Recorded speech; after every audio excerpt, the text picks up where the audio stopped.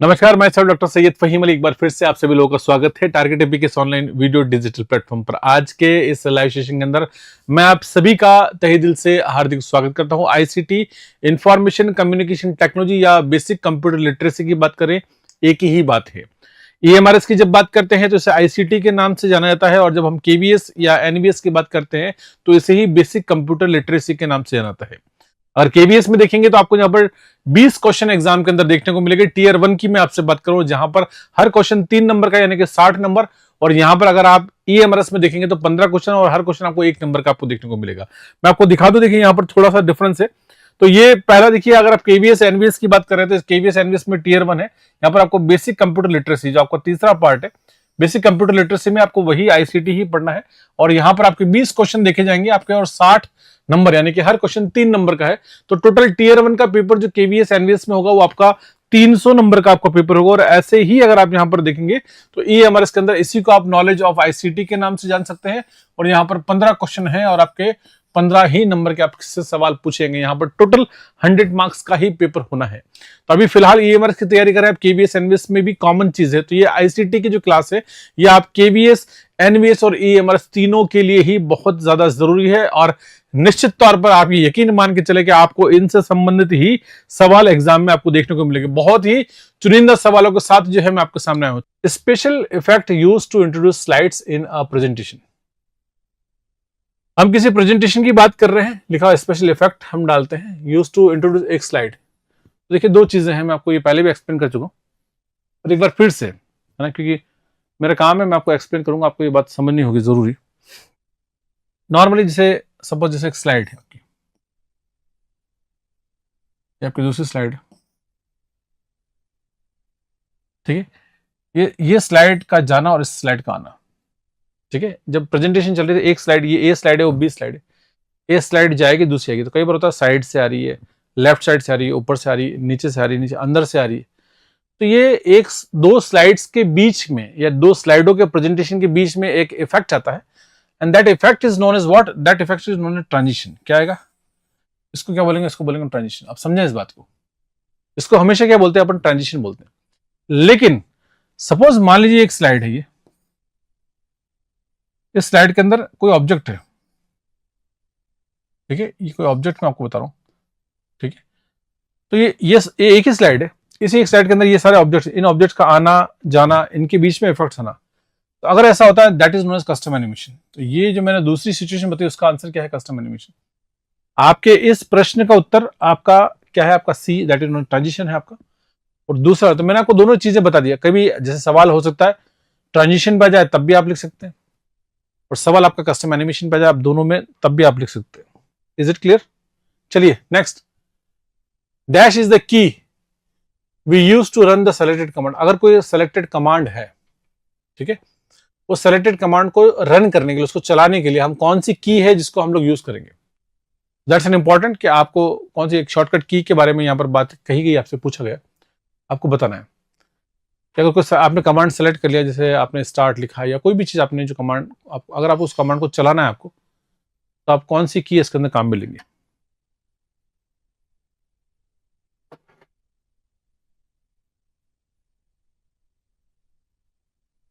ठीक है, ये आपको बताना है, आपके सामने लिखा हुआ है, आप इसको बताइए।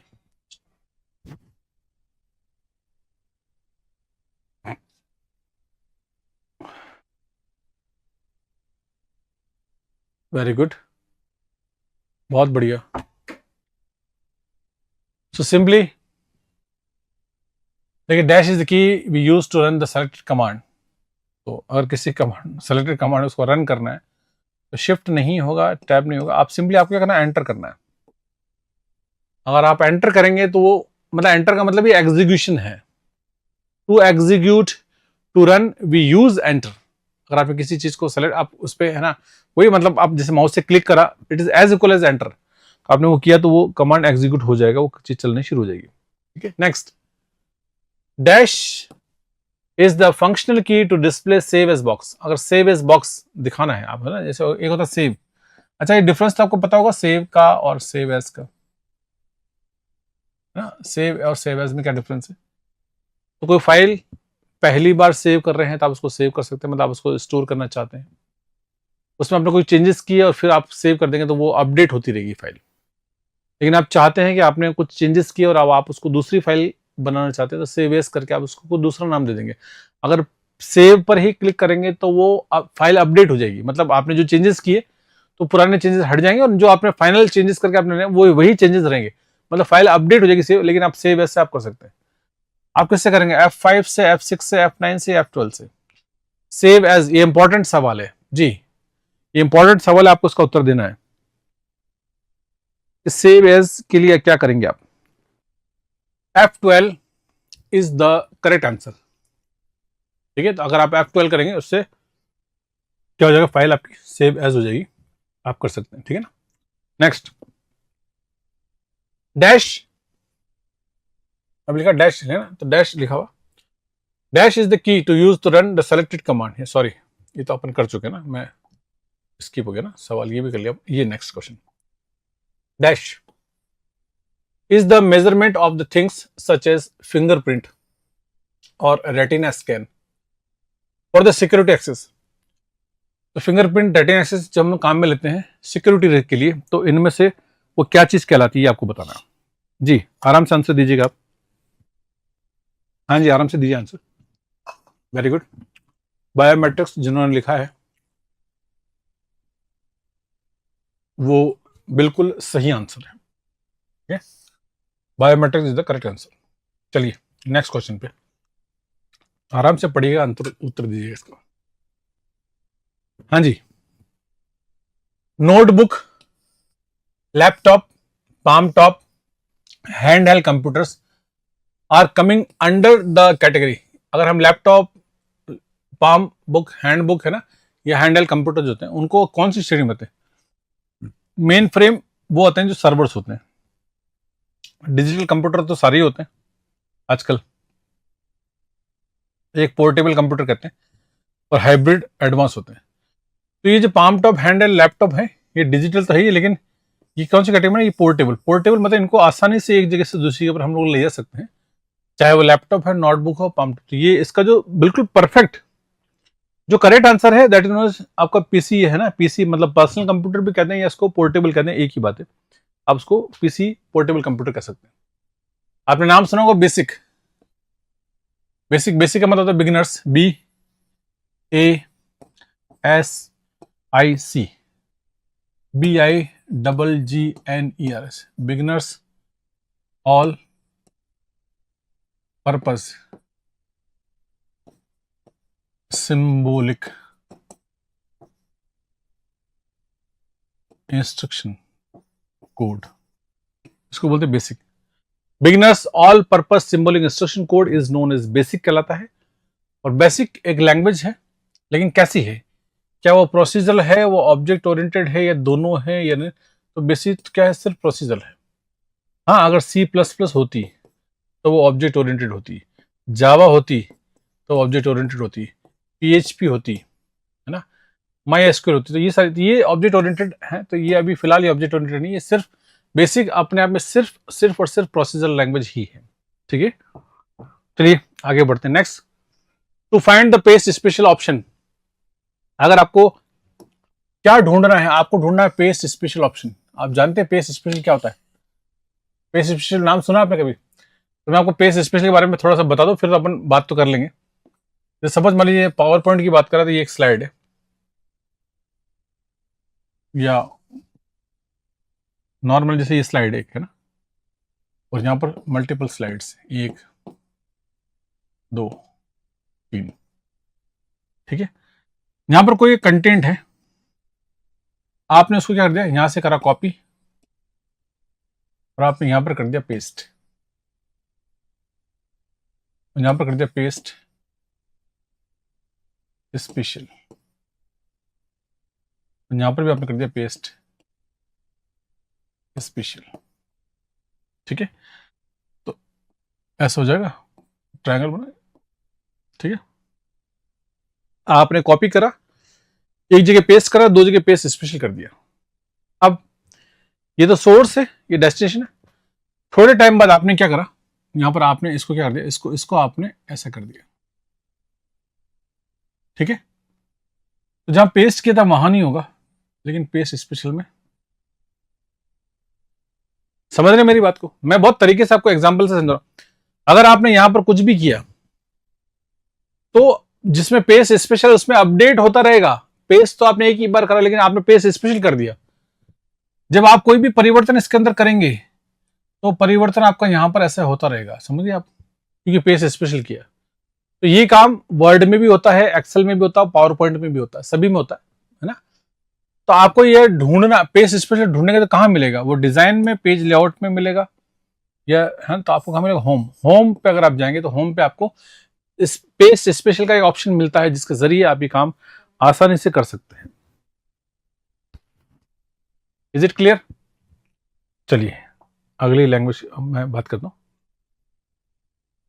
लिखा when entering text with in a document, जब किसी डॉक्यूमेंट में टेक्स्ट डालना हो, द एंटर की is normally pressed at the end of every. ठीक है, एंटर की कब दबाते हैं ये वही बता पाएगा जो माइक्रोसॉफ्ट वर्ड में काम करता है। होम पर पेस्ट का ऑप्शन था, उसी पे आप क्लिक करेंगे तो नीचे आपको एक बॉक्स खुलेगा, उसके अंदर आपको पेस्ट स्पेशल भी आपको वहां पर मिल जाएगा, आप देख सकते हैं इजीली। लिखा when entering text with in एक डॉक्यूमेंट के अंदर आपको टेक्स्ट एंटर करना है, लिखा हुआ द एंटर की इज नॉर्मली प्रेस। आपको तो एंटर की आप कब दबाएंगे ये आपको बताना। एंटर की is normally press at the end of every, कब दबाएंगे? तो लाइन के अंत में आपको एंटर की नहीं दबानी होती है, वर्ड के अंत में आपको एंटर की नहीं दबानी होती है। आप कहां दबाते हैं? सेंटेंस के अंत में होती है, आपको दबानी होती है पैराग्राफ के। ठीक है, जब आप एंटर की दबाएंगे तो that is to be counted as a paragraph. वो क्या कहलाएगा? आपका एक पैराग्राफ काउंट हो जाएगा, वो पैराग्राफ कहलाएगा। Is it clear? देखिए होता क्या नॉर्मली, जो आपको पता है शायद बहुत सारे एग्जाम्स ऐसे होते हैं कि जहां पर टाइपिंग टेस्ट भी होता है आजकल कंप्यूटर पे, और वो ये चीज चेक करते हैं, जैसे आपको उन्होंने अगर 3 पैराग्राफ लिखने को दिए हैं और आपने अगर 3 या 2 बार से ज्यादा एंटर की प्रेस करी है, तो वो डॉक्यूमेंट का जब फाइनल स्टेटस देखेंगे, आप डेटा देखेंगे, तो वहां पर आपको मिल जाएगा कि आपने एंटर की प्रेस करी, मतलब पैराग्राफ उसके अंदर मल्टीपल हो गया। तो आपसे कहा था कि वो टेक्स्ट आपको केवल 2 या 3 पैराग्राफ में लिखना है, और आपके बाद में स्टेटस चेक करते हैं ना, आपने पैराग्राफ एंटर करके हटा भी दिया, कुछ कर लिया उसने, तो भी अगर एंटर है वहां पर, एक लाइन खत्म हो गया, आपने एंटर कर दिया, तो आपने तो वो हर बार पैराग्राफ काउंट हो जाएगा। तो एंटर की जब प्रेस करते हैं तो वो पैराग्राफ काउंट होता है। ये बात, इस सवाल इस चीज के लिए था कि एंटर की से क्या होता है, तो पैराग्राफ काउंट होता है। Which operation you will perform if you need to move a block of text, यानी कि अगर आपको कोई एक टेक्स्ट का ब्लॉक है, उसको आपको क्या करना, मूव करना है। पिछली बार भी एग्जाम में सवाल पूछा गया था ये, केवीएस में, एनबीएस में, ये हमारा सवाल नॉर्मली रिपीटेटिव मोड में बार पूछा गया था कि आपको कोई एक टेक्स्ट का ब्लॉक है और उस ब्लॉक को आपको मूव करना है, मतलब एक जगह से ले जाना, हटाना है, वो दूसरी जगह आपको रखना। मूव का मतलब ही होता है ना, तो मूव वहां से हटना है, तो हटेगा मतलब क्या हो जाएगा, वो कट होगा, और फिर दूसरी जगह क्या होगा, वो पेस्ट होगा। और कॉपी करेंगे तो वहां पर भी रहेगा, इसलिए रखना नहीं है, पहले पेस्ट हो नहीं सकता, और पेस्ट और डिलीट करेंगे तो वो भी पॉसिबल नहीं है। तो ए ऑप्शन इसका सही है। तो जब आप करते हैं कीबोर्ड से, तो कंट्रोल प्लस एक्स ये कट के लिए है, कंट्रोल प्लस वाई किसके लिए काम आता है, it's redo, control plus Z ये अंडू के लिए आता है, कंट्रोल प्लस सी कॉपी के लिए आता है, और कंट्रोल प्लस वी पेस्ट। ये वो कीज है जो सबसे ज्यादा काम आती है, control X Y Z C V, है ना। कंट्रोल सी से कॉपी, वी से पेस्ट करेंगे, एक्स से कट कर लेंगे, रीडू अंडू, है ना। तो ये सारी चीजें काम आती है। तो इस सवाल का उत्तर आपका ए वाला, ए अगर आपने लिखा है तो सही है। ठीक है, नेक्स्ट क्वेश्चन आपका, ईच वेब एड्रेस, जितने भी वेब एड्रेसेस हैं, each web address is actually a series of numbers. तो मैंने आपको बताया जैसे कोई भी वेब एड्रेस है, जैसे सपोज मान लीजिए हम बात करते हैं जैसे www.xyz.com, ठीक है, कोई भी वेब एड्रेस, ये वेब एड्रेस है, लेकिन ये वेब एड्रेस एक्चुअल में जब आप इस पे क्लिक करते हैं, ये वेब एड्रेस है, तो आपकी डेटा आपकी रिक्वेस्ट किस पे आती है, 192 या 168.100.72 लाइक दैट। ये उसी प्रकार से है कि आपका मोबाइल फोन है, आप मोबाइल फोन के अंदर आप किसी को भी कॉल लगाते हैं, तो वो कॉल उसके नाम से आप लगाते हैं आप, लेकिन वो कॉल जाता किस पे, उसके नाम से जो नंबर सेव होता है। इस वर्ल्ड वाइड वेब की दुनिया में आपका जो लिखा है, आपका जो एड्रेस, ये इसी एड्रेस के ऊपर आपको जाता है और this address is known as IP address.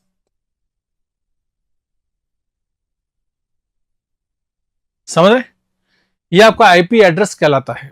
तो आप जितना भी आज इस वर्ल्ड वाइड वेब की दुनिया में काम कर रहे हो आईपी एड्रेस कहलाता है। ठीक है, सो इज इट क्लियर? जी बताइए, बताइए क्या what is the name of the teacher? Teacher का नाम जानना चाह रहे हैं आप? जी, सैयद फहीम अली मेरा नाम है। आप बताइए, मैं आईसीटी पढ़ा रहा हूँ आपको। ठीक है, और आईसीटी मैं आज से नहीं पढ़ा रहा, कई साल हो गए मुझे। मैं लाइब्रेरी साइंस भी पढ़ाता हूँ और आईसीटी भी, कंप्यूटर साइंस दोनों, क्योंकि कंप्यूटर साइंस के अंदर मैं एमएससी एमसी हूँ, लाइब्रेरी साइंस के अंदर मेरा बिली एमली पीएचडी है। दोनों चीज़ें हैं, ईश्वर की कृपा से दोनों चीज़ें सब्जेक्ट जो है मैं पढ़ा सकता हूँ और मैं कोशिश करता हूँ कि बच्चों को बेहतर तरीके से, क्योंकि कंप्यूटर पढ़ाने का एक्सपीरियंस ज़्यादा है as compare to library science.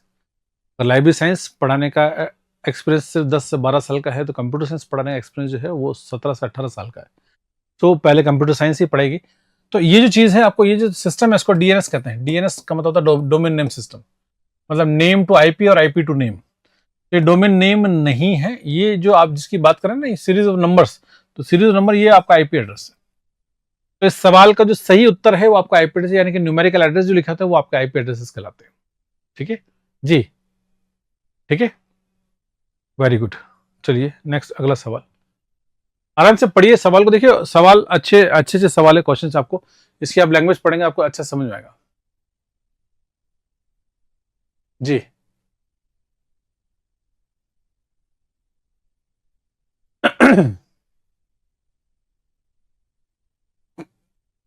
जी राजीव जी, थोड़ा सा तबीयत जो है नासाज सी है, क्योंकि मैंने कहा ना 4-5 दिन से मैं ट्रैवल कर रहा था, इसलिए थोड़ा सा है। लेकिन आपको कोई दिक्कत नहीं आएगी, मैं कोशिश करूंगा आपको बेहतर से बेहतर तरीके से, है ना?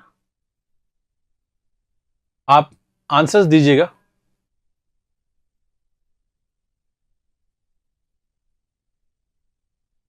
Very good. सवाल यहां पर ही लिखा हुआ, यू कैन यूज, आप यूज कर सकते हैं द डैश। ऐसी कौन सी लिखा हुआ यहां पर, you can use the dash bar? Dash bar का मतलब समझते हैं आप यहां पर? लेकिन you can use the dash कौन सी bar to type URL and display web page, मतलब आपको वेब पेज ढूंढने के लिए आपको कौन सी बार में जाकर लिखना पड़ेगा और टाइप करना पड़ेगा keyword to display the list of related web page की लिस्ट को डिस्प्ले करने के लिए। या मेन्यू बार में जाएंगे, एड्रेस बार में जाएंगे, सर्च बार में जाएंगे, टाइटल बार में, तो आपको यहाँ पर जो सही आंसर आएगा वो क्या आएगा आपका एड्रेस, क्योंकि आप एड्रेस बार में जाएंगे, एड्रेस बार में ही एड्रेस लिखेंगे और वो एड्रेस जब लिखेंगे तो उसी के जरिए आप जो है इसको सर्च कर पाएंगे। ठीक है, क्योंकि जब कभी हम लिखते हैं ना, जैसे कंप्यूटर हमने लिखा या मोबाइल फोन पे जो खाली बॉक्स है जहां पर www.xyz.com लिखते हैं, तो that is the address bar. वो क्या कहलाता है? वो आपका एड्रेस बार कहलाता है। ठीक है, the amount of vertical space between the line of text of the document, यानी कि कोई डॉक्यूमेंट है आपका, है ना, ये डॉक्यूमेंट की लाइन से टेक्स्ट लिखा है आपने, इन लाइंस के बीच में ये जो डिस्टेंस, लाइनों के बीच की दूरी है ना, इस डिस्टेंस को क्या कहते हैं ये पूछा गया आपसे। अब डॉक्यूमेंट में लिखेंगे, आपके सामने सारी चीजें, आपको आराम से देख के आंसर लिखना है। Double space, line spacing, single space, vertical spacing, क्या कहेंगे आप इसको? जी बताइए। आंसर्स आपके आ गए हैं, बहुत सारे दिख रहे हैं जी। ये आंसर्स थोड़े से मुझे लेट, पता नहीं क्यों मिल रहे हैं आपके आंसर, ये लेट क्यों आ रहे हैं ये मैं सब। तो double spacing, line spacing, single space या वर्टिकल स्पेसिंग, दो अगर आपने लिखा है बी, ये क्या है? ये सिर्फ लाइन स्पेसिंग है। ये डबल तो वो हम करेंगे या सिंगल हम करेंगे वो एक अलग बात है। This is simply known as क्या कहलाता है? Line spacing. तो कंप्यूटर्स के अंदर लाइन स्पेसिंग कहलाता है। Next, high speed Ethernet. अगर हाई स्पीड की बात करेंगे तो हाई स्पीड इथरनेट किस पर काम करेगा? तो सिंपली आपसे इससे पूछा जा रहा है कि क्या आपको एक्सेल काम में लेंगे तो तेज स्पीड मिलेगी, या ट्विस्टेड पेयर काम में लेंगे, या ऑप्टिकल फाइबर काम में लेंगे, या नन ऑफ द मेंशन। तो तीन में से आप कौन सी केबल काम में लेंगे? जी, आप इनमें से कौन सी केबल आप काम में लेंगे तो आप तीव्र गति से डेटा जो है आप ट्रांसफर कर पाएंगे या आप हाई स्पीड काम कर पाएंगे, आपसे पूछा गया है। तो बेसिकली यहाँ पर सिर्फ इतना सा सवाल है। सवाल का मतलब ये है कि आप कौन सी केबल है जो कि फिजिकल मीडियम के रूप में हम काम में लेते हैं और जो सबसे तीव्र गति से काम करती है वो आपको बताना है। तो सबसे तीव्र गति से काम करने वाली, वेरी गुड, ऑप्टिकल फाइबर लिखा है जिन्होंने, वो बिल्कुल सही है, क्योंकि ऑप्टिकल फाइबर हम लोग लगाते हैं आज आप देखते हैं इंटरनेट भी आप यूज करते हैं ना, तो कहते हैं ना आपको फाइबर, इसको कहते हैं OFC, ऑप्टिकल फाइबर केबल। दुनिया में इससे फास्ट केबल बनी नहीं है और हो सकती नहीं है, क्योंकि लाइट की स्पीड से काम कर रही है। ठीक है, तो लाइट की स्पीड सबसे फास्ट, इससे फास्ट हो सकती है। OFC केबल हमने बना ली है, तो आज आप फाइबर के जरिए इंटरनेट यूज करते हैं, सो दैट इज नोन OFC, है ना, ऑप्टिकल फाइबर बेस हम लोग केबल काम में लेते हैं।